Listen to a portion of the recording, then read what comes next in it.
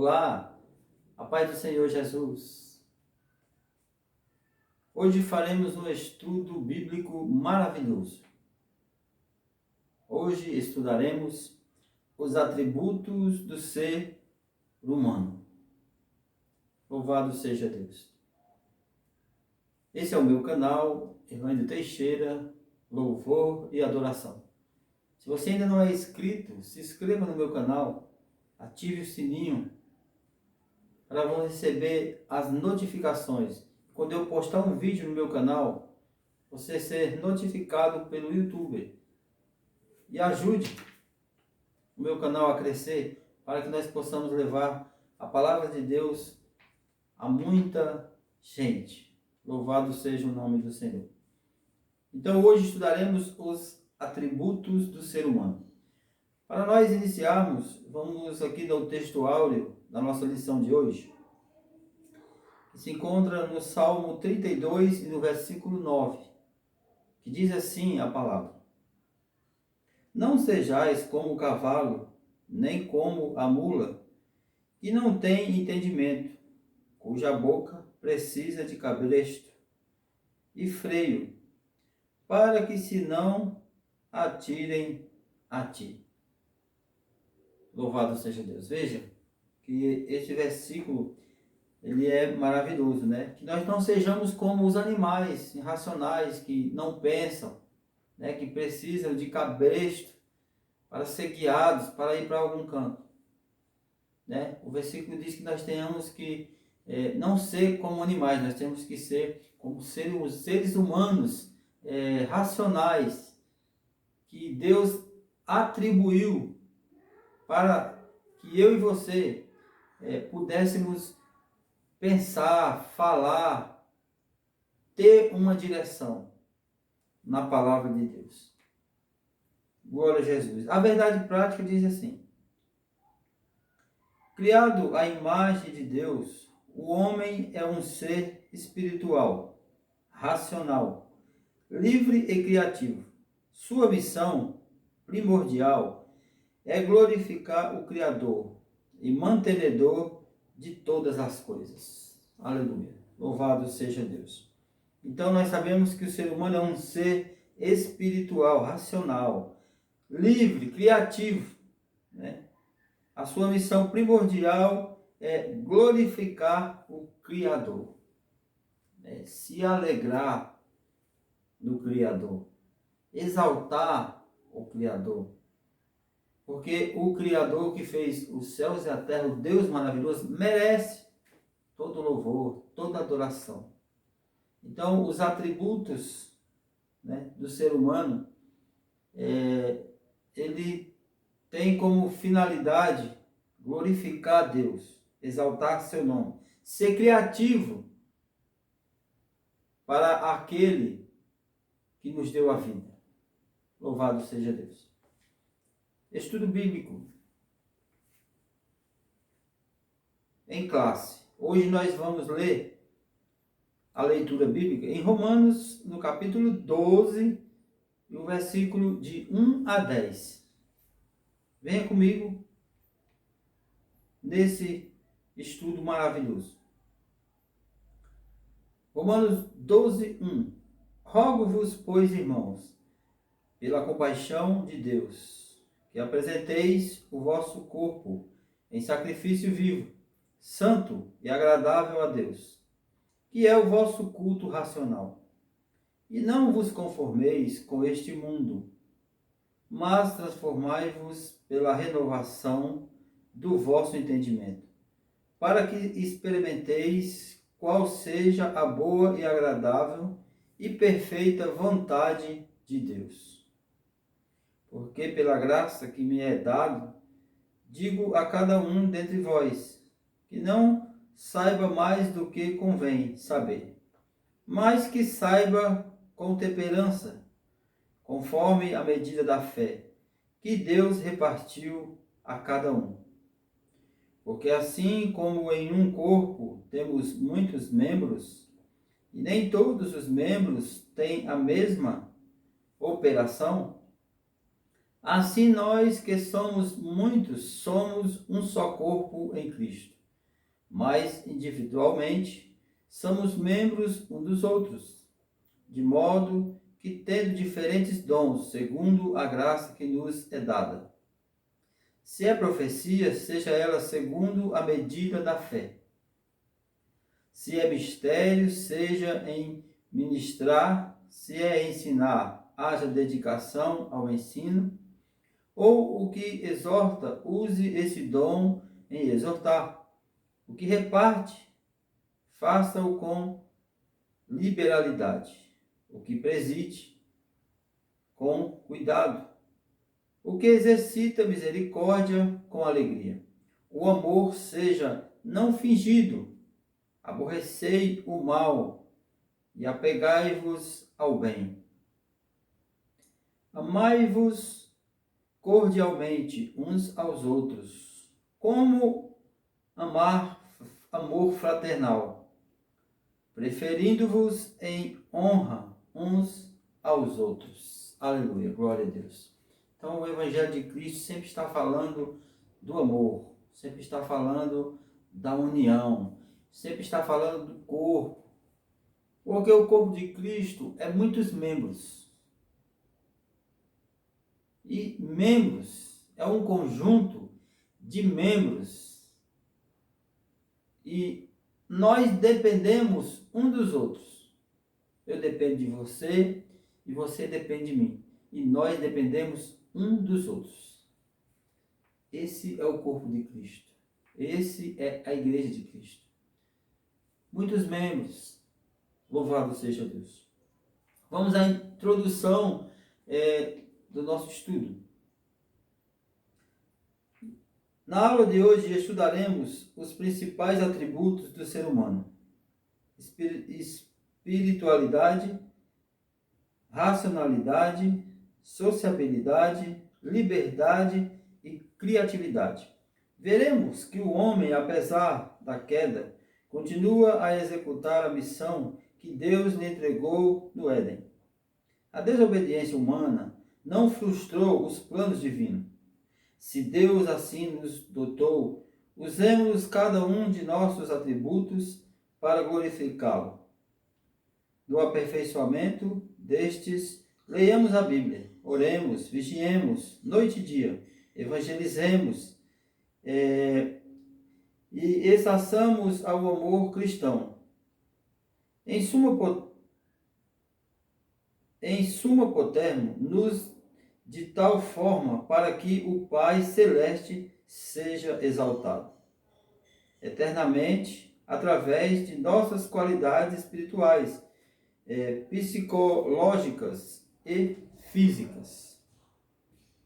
Glória a Deus. Que o Espírito Santo nos abra o entendimento e leve-nos a conhecer as demandas e as reivindicações da palavra de Deus. Primeiro ponto: a espiritualidade humana. O ser humano é um ser espiritual, é um ser carnal, é um ser dimensional, é um ser que pensa pouco, que pensa muito. Vamos ver aqui o que diz o primeiro ponto: a espiritualidade do ser humano. Neste tópico, aprenderemos que o homem é também um ser espiritual. Vejamos, pois, a origem de nosso espírito. Seu anseio natural por Deus é como ele pode ser revivificado. A origem divina de nosso espírito, após formar Adão do pó da terra, o Senhor Deus soprou-lhes nas suas narinas o fôlego de vida. A partir daquele momento, o homem passou a ser alma vivente. O anseio natural do espírito humano, sendo proveniente de Deus, o espírito humano anseia pelo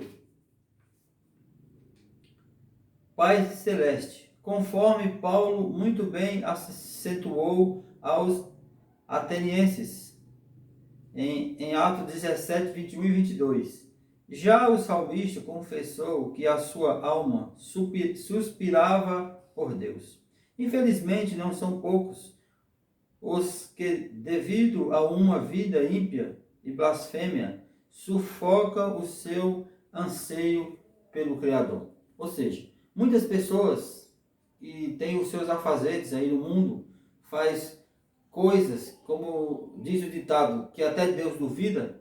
Então, a alma dele anseia pelo mundo, por essas coisas. E então, automaticamente, como diz aqui, né, blasfema contra Deus. Sufoca o seu anseio pelo Criador. Deus nos fez ser viventes para glorificá-lo, para adorá-lo, para exaltar o seu nome. E essas coisas que o homem deixa entrar na sua mente, no seu coração, na sua vida, ele começa a sufocar o Espírito Santo de Deus. E aí então ele não tem mais prazer, não tem mais gozo pela palavra, né? Não tem mais atenção pela palavra, não tem mais vontade de glorificar um Deus tão poderoso, um Deus tão forte como o nosso Deus. Aleluia. A revivificação do espírito humano, através de sua morte redentora, Jesus Cristo vivifica o homem que jaz morto espiritualmente. Só Ele é a ressurreição e a vida, Jesus Cristo. Não há outro caminho. Ele disse: eu sou o caminho, a verdade e a vida, e ninguém vem ao Pai a não ser por mim. Jesus Cristo. Só Ele pode dar a vida ao ser humano. O mundo não dá a vida. As coisas do mundo não dão a vida. Os prazeres da carne não dão a vida. Só Jesus dá a vida. Segundo ponto, a racionalidade humana. Tenhamos em mente esta proposição. Deus é um ser racional. Logo, a perfeita harmonia entre a genuína razão e a fé bíblica. Por isso, mesmo ele requer de cada um de nós um culto racional. Deus é um ser racional. Certa vez, um senhor desafiou o povo de Judá, que caíra na apostasia, a argumentar acerca do verdadeiro caminho. Portanto, ele requer de seus servos uma postura racional, porquanto dotou-nos de razão. Não temos uma natureza animal e bruta, mas racional e inteligente. A harmonia entre a racionalidade e a espiritualidade. A verdade, espiritualidade, manifesta-se de maneira racional, pois o nosso Deus é um ser racional. Ele não é Deus de confusão. Para que o agrademos, o Espírito Santo nos desenvolve a inteligência espiritual. O que é a inteligência espiritual? É aquilo que nós estamos sempre ouvindo no culto. Deus é bom, Deus é maravilhoso, Deus é poderoso, Deus opera milagre, Deus faz maravilha. Então nós temos que saber que desenvolve, né, essa inteligência espiritual dentro de nós. Quando vemos alguma coisa errada, e já vem o Espírito Santo, nos toca. Aquilo é errado, não é para fazer. Então, o Espírito Santo é maravilhoso. É dado por Deus, é desenvolvido pelo Senhor em nossas vidas. Aleluia. O culto racional agrada a Deus. Posto que Deus é um ser racional, devemos cuidá-lo racionalmente. Romanos 12:1. Isso significa, antes de tudo, que a nossa adoração a Deus tem de ser perfeitamente entendida, explicada e praticada. De outra forma, não terá valor algum.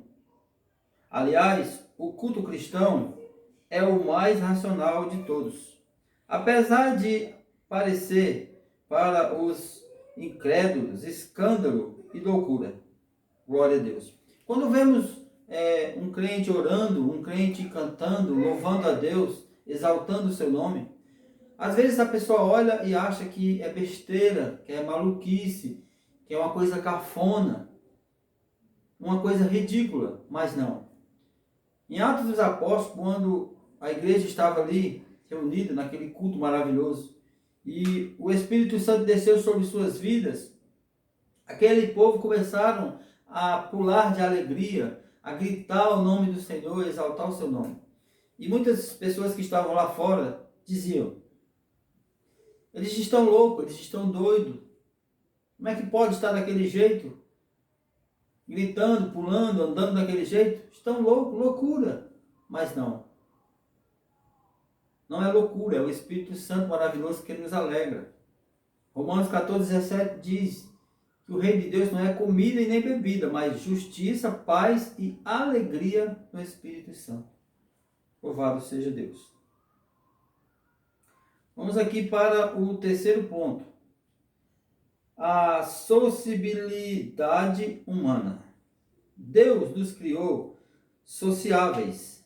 A solidão é contrária à nossa natureza. Por isso, Deus instituiu a família e só depois o Estado. Veja, o ser humano é um ser social. Tem que se relacionar com outras pessoas. Para quê? Para que ele ache ele mesmo, para que ele ache, veja o Espírito Santo de Deus. Então, o ser humano é um ser social, ele tem que ser socialmente, não igual a todos, mas ele tem que ser um ser social, viver relacionamentos. Para quê? Para que quem olhe para ele veja Jesus Cristo, veja o Espírito Santo na sua vida. Então, mesmo nós sendo crentes, que creiamos em Cristo, nós não podemos nos isolar do mundo, nós não podemos ficar trancados como os homens da caverna, não. Nós temos que ser seres, se relacionar socialmente com outras pessoas, mostrar Cristo em nós, mostrar nossa vida com Cristo. É isso que temos que ser. A solidão é nociva ao ser humano. No período da criação, a única coisa que Deus afirmou não ser boa foi a solidão. Por esse motivo, Deus fez a mulher para que o homem tivesse uma companhia idônea e sábia. Somente os que se insurgem contra a verdadeira sabedoria buscam viver isolada e solitariamente. Glória a Deus. Veja, Deus fez o homem, mas viu que ele estava só, estava solitário. E Deus disse: não, vou fazer uma adjuntora para que ele viva socialmente, se relacionando com alegria. O Senhor Deus é um Deus alegre, é um Deus poderoso, é um Deus que ama. Ele não gosta de ver a pessoa numa solidão, não gosta de ver a pessoa ali trancada, não. Ele quer ver a pessoa feliz, alegre, no meio da sociedade. Louvado seja Deus por isso. A família é a origem da sociedade humana. A família é mais importante que a sociedade. É mais imprescindível que o Estado, pois ambos dependem do lar doméstico. Salomão, um dos maiores estadistas de todos os tempos, escreveu 2 salmos, 127 e o Salmo 128, exaltando o papel fundamental da família na sociedade e no Estado. O homem mais sábio do mundo, Deus deu sabedoria a ele, e ele escreveu, falando sobre relacionamento, sobre família, sobre socialismo, sobre a pessoa estar no meio social, se relacionando. Louvado seja Deus. A igreja de Cristo, a sociedade perfeita. No Novo Testamento, a igreja de Cristo é apresentada como a sociedade perfeita, porque nela todos formamos um único corpo. Essa união, impensável em termos sociológicos, e denominado o mistério de Deus pelo apóstolo Paulo. Veja, né? Todos formamos um único corpo. Como eu falei no começo, né? A igreja de Cristo é um corpo só, é só um corpo. E um corpo é um conjunto de membros independentes. Eu dependo de você e você depende de mim. O relacionamento tem que ser entre os seres humanos, porque nós precisamos um dos outros. Vamos para o quarto ponto, que diz assim: a liberdade humana. Deus concedeu-nos livre-arbítrio para que escolhêssemos entre o bem e o mal. Se por um lado temos a liberdade de agir, por outro não podemos esquecer-nos da soberania divina. Veja, Deus deixou o livre-arbítrio para nós escolhermos, né? Para que nós escolhêssemos entre o bem e o mal, entre viver bem e viver mal. Deus nos deu essa escolha. Ele é um Deus que nos criou, que nos fez, que nos deixou lições, que nos deixou coisas para que nós fizéssemos, mas assim também deixou o livre-arbítrio, para que eu e você pudéssemos escolher o nosso caminho. Se nós queremos o bem, se nós queremos o mal. É um Deus maravilhoso, um Deus poderoso. O livre-arbítrio. O livre-arbítrio pode ser definido como a capacidade humana de tomar livremente uma decisão. Tal atributo é observado em diversas passagens das Escrituras. O ato de decidir. Segundo a Bíblia, o ato de decidir entre o bem e o mal, entre Deus e os ídolos, entre aceitar Jesus e recusá-lo, é um direito que o Todo-Poderoso nos concedeu. A soberania divina. Já que Deus concedeu-nos o direito de escolha, hajamos com responsabilidade e discernimento, porque todos seremos responsabilizados por nossas escolhas. Portanto, o livre-arbítrio humano é a soberania divina, não são excludentes, são perfeitamente harmoníacos. Glória a Deus. Deus, por ser soberano, né? Deus, por ter sua soberania divina, Ele nos fez, né? Nos criou e ainda nos deu a escolha. Quer ser bom? Quer ser ruim? Ele nos deu uma escolha. Né? É os atributos ao ser humano. Ele deu regras, ele fez regras, ele fez muitas coisas, mas ele deixou que o homem decidisse o que fazer. Veja quando ele fez Adão e Eva no jardim, ele disse: olha, pode comer de todo fruto, mas aquele que está ali no meio do jardim, nesse vocês não podem tocar. Desses vocês não podem comer. Era uma ordem de Deus. Mas Deus não pôs uma cerca blindada em volta do fruto. Não. Se ele blindasse, ele podia muito bem e nunca eles iriam comer. Mas Deus é tão poderoso, Deus é tão misericordioso conosco, que Ele nos deu o livre-arbítrio. Você quer ser do bem ou você quer ser do mal? Você quer ir para o céu ou você quer ir para o inferno? Ele nos deu a escolha. Só depende de nós. Nós vamos escolher, nós que vamos perceber dentro de nós essa escolha. Então, se você quer ser bom, você vai ser bom. Se você quer ser ruim, você vai ser ruim. É uma escolha sua. Só tem um porém, você vai pagar um preço. Um dia, você vai pagar um preço. Então, Deus, ele deixou esses atributos, né, para o ser humano. Aqui, nós vamos, né, no último ponto, né, o quinto ponto, a criatividade humana e o trabalho. Veja, o trabalho não é consequência do pecado, mas uma bênção na vida do homem.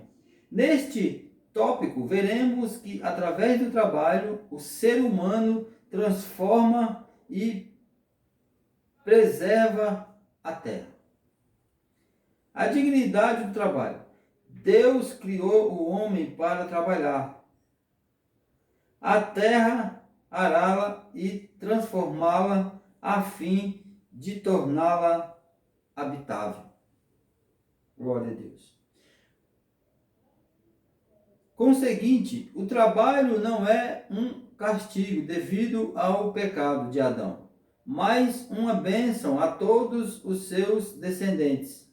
A queda apenas tornou as atividades laborais mais árduas e estressamente.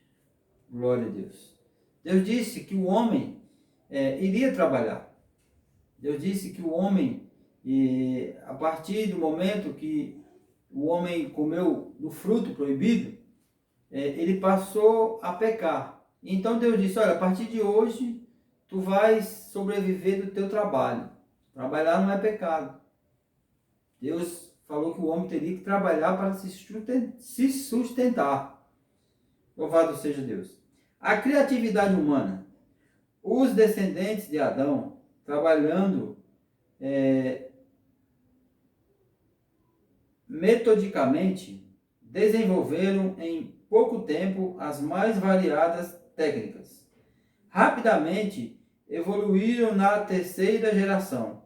Já dominavam a agricultura, a pecuária, a metalúrgica e a arte musical. A partir da Torre de Babel, o homem já dava amostras de ter condições de dominar todo o planeta, em virtude de sua criatividade. Todavia, jamais poderemos ultrapassar os limites que o Senhor nos estabeleceu. Aleluia. Louvado seja o nome do Senhor. Então nós sabemos que o ser humano ele não é controlado. Só que o ser humano ele tem um limite, né, para chegar. Ele tem um limite para obedecer, né? Nós somos limitados de certa forma de alguma coisa. Por quê? Porque o Deus Criador, o Deus que nos fez, que nos criou, também deixou limites nas nossas vidas, né? O apóstolo Paulo ele diz, todas as coisas me são lícitas, mas nem todas me convêm. Então, o mundo tem muitas coisas, né? O mundo está oferecendo muitas coisas.